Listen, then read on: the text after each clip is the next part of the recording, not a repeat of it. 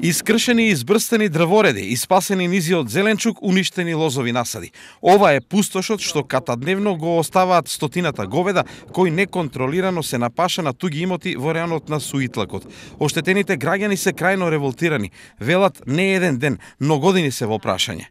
Тука сум више од 64 година, ама вакво зло не е имало. А више 10 години ваго трпеме. А и не се трпе више. Цело зимо кравите, напад имаме од кравите, и спасуват го кромидо, оштета на кромидо имаме. А лошо гледате тука изораното, кромидо го уништиме, немаше ништо, се се уништи од тие кравите. Трудот за екзистенцијата на оштетените имоди во неврат, остатоците од неездата на гладната стока се очигледни на секој чекор.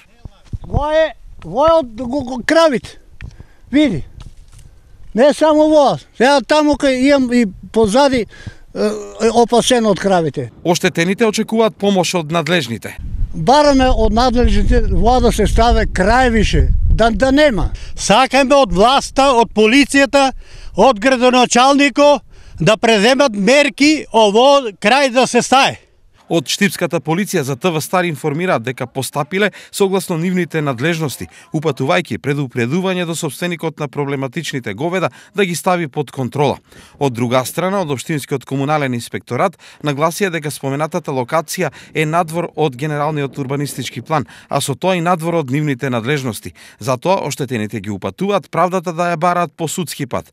Ако и тука помошта изостане, револтираните наши соговорници најавија решение. Ама ако не презима власта, треба ние да се збереме, да се на 20 души, па не додеме војна да водеме со ни. А не чини тоа така.